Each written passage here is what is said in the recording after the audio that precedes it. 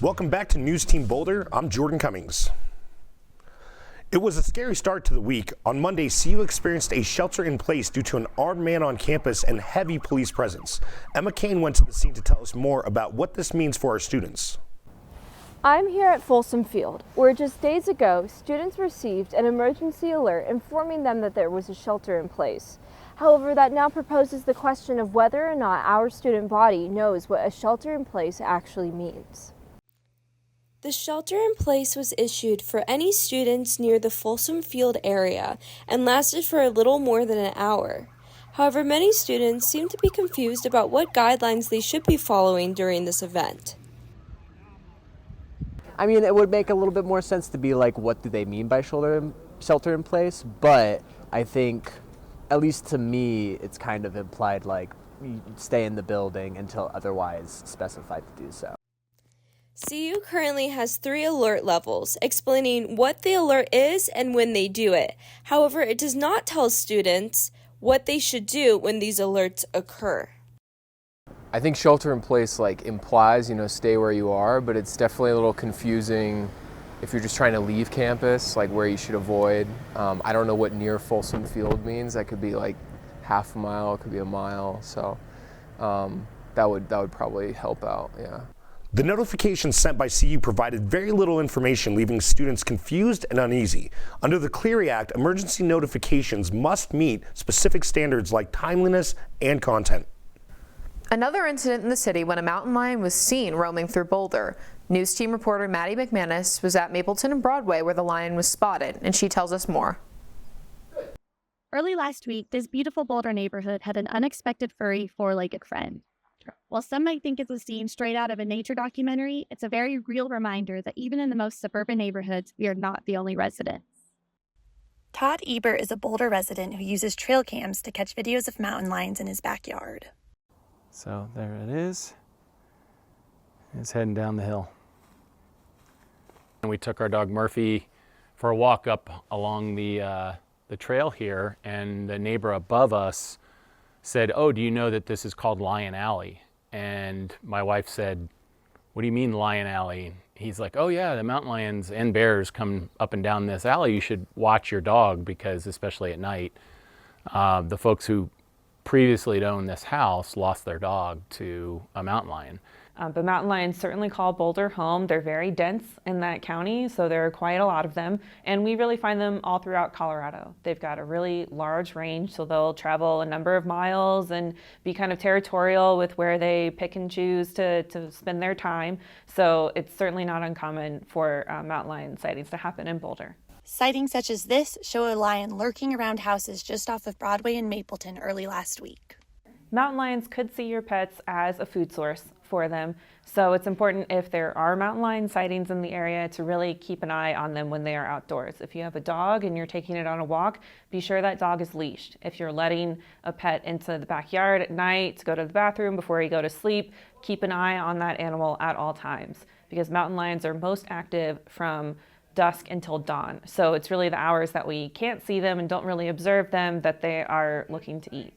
So if you do come across a mountain lion while you are outside, we tell people to be SMART, which is an acronym there. So you just kind of stop and make yourself big. So you're going to face the mountain lion, you're going to kind of raise your arms, maybe if you're wearing a backpack or a jacket, you hold it over your head, and then start yelling at the mountain lion because they're not necessarily used to hearing human voice like that. So it's going to make them uncomfortable, and then you'll want to back away, you'll want to retreat, but never turning your back to the mountain lion. We reported a couple weeks ago that Joann Fabrics was closing 6 of its stores in Colorado. Now they are closing all 800 of their stores nationwide. After filing for bankruptcy for the second time within a year, retail liquidator GA Group and Joann's term lenders won the bidding of a new ownership. Right after the break, a measles outbreak claims its first life. Stay tuned.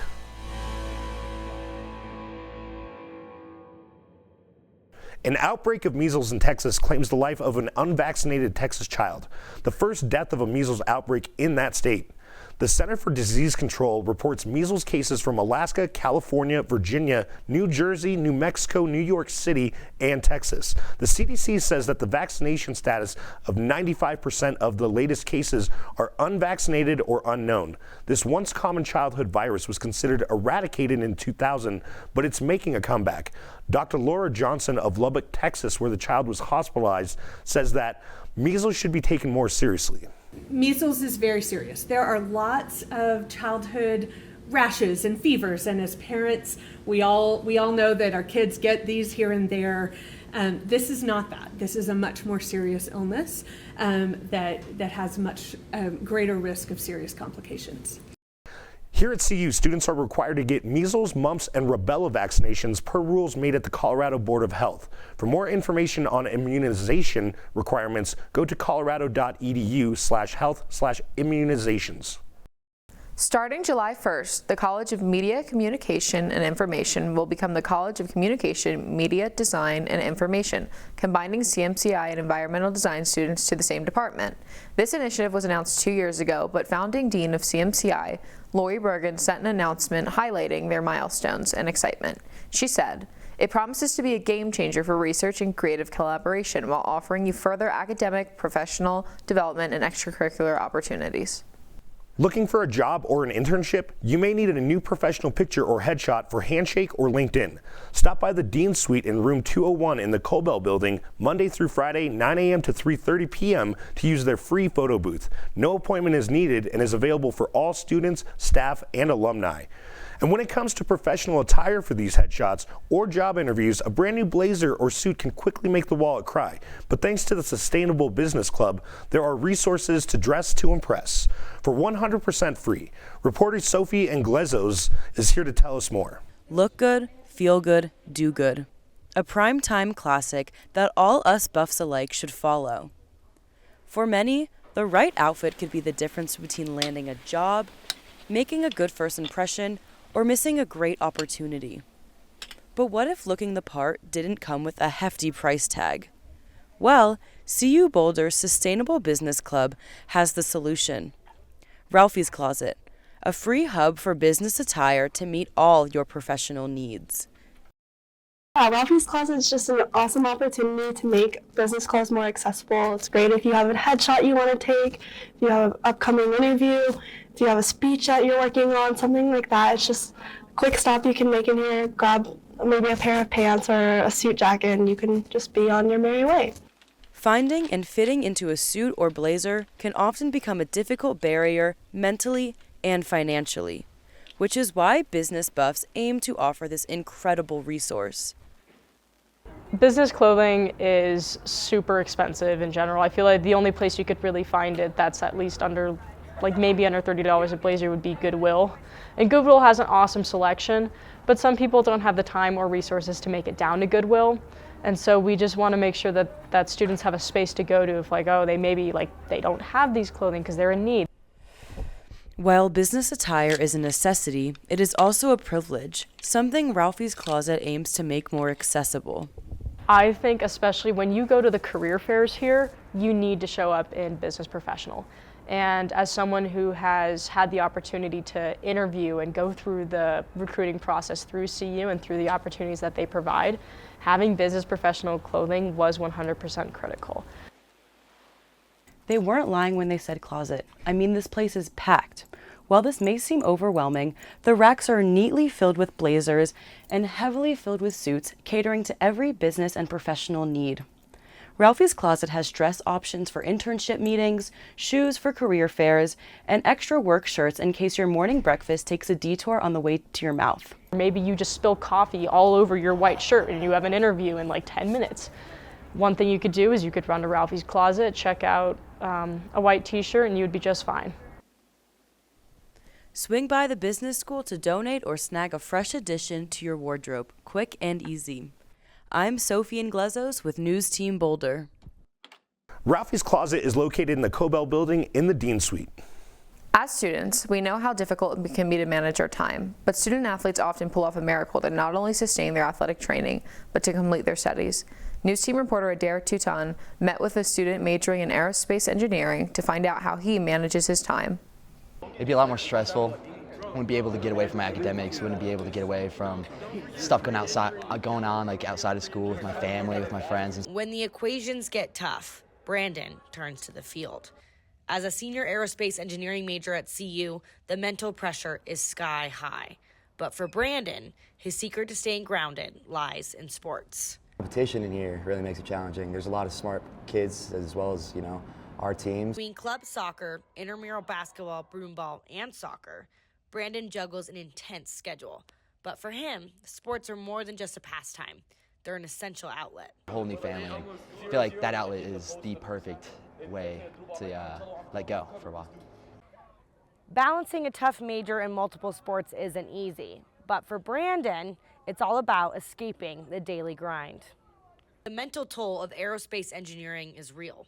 But Brandon says sports have been his way of coping since freshman year. And it's all a balance of life to work, and school always comes first to me. That's just common, but getting away and going out and playing soccer with my best friends and going out with my best friends is, I have to do that every once in a while too. For Brandon, success isn't just about solving problems. It's about knowing when to step away and play. Coming up after the break, I'll tell you what to expect in our weather forecast. Stay tuned.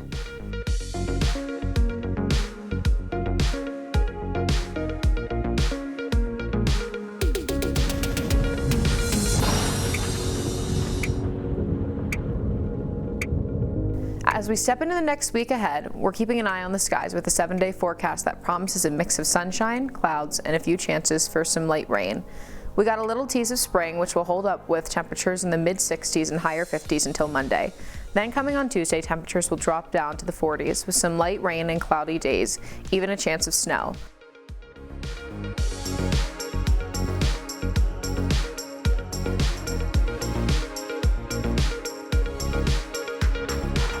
Actor Gene Hackman, his wife Betsy Arakawa, and their dog were found dead in their home. That's according to the Santa Fe County Sheriff's Office. Investigators say they don't suspect foul play, but the cause of death is still unconfirmed. Hackman was 95 years old. His wife was 63. The 5-time Oscar nominee, who won Best Actor for The French Connection in 1972, retired from acting in 2004. His death comes just a few days before this year's Academy Awards. The Academy Awards is this Sunday, and host Conan O'Brien rolled out the red carpet Wednesday. Literally, the comedian and former late-night host was on hand to help roll out the iconic red carpet at the Dolby Theater in Hollywood on Wednesday. The red carpet is a staple of the Oscars, where celebrities show off their designer fashions for the big night. The awards ceremony is the 97th Annual Academy Awards. You can watch it live on ABC and stream on Hulu. CU Boulder is celebrating Black History Month by opening the UMC Gaming Lounge for students to play games created by African American developers, highlighting their contribution to the industry. Reporter Kalea Janae Curry will tell us more. CU kicks off Black History Month with Inclusive Excellence, spotlighting games by African American developers for students to explore.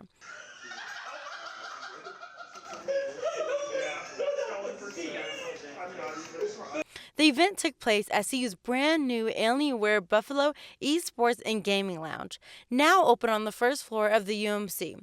With 17 high-powered Alienware stations, the space is built for both casual and competitive gamers. From friendly matches to arithmetic clicking of the boards, the lounge buzzes with excitement. It's the fastest growing sport in the nation, and Boulder is making room for it. Coming up right after the break.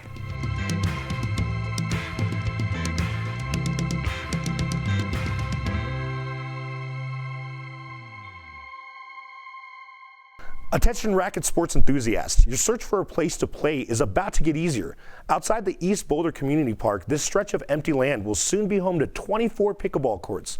Boulder Parks and Recreation finalized its court system plan with construction starting later this spring. The new facility will also include indoor courts to make the sport doable year-round. Pickleball is currently the fastest growing sport in the country, and Boulder is no exception. Its popularity also makes it difficult to find available courts. For many CU players, winter nights are about the only time they can find an available court. The expected completion time is by the end of this year. We will see you next week at 4 o'clock on YouTube. I am Jordan Cummings. I'm Maggie O'Kane. Have a safe and happy weekend, Buffs. You stay classy, Boulder.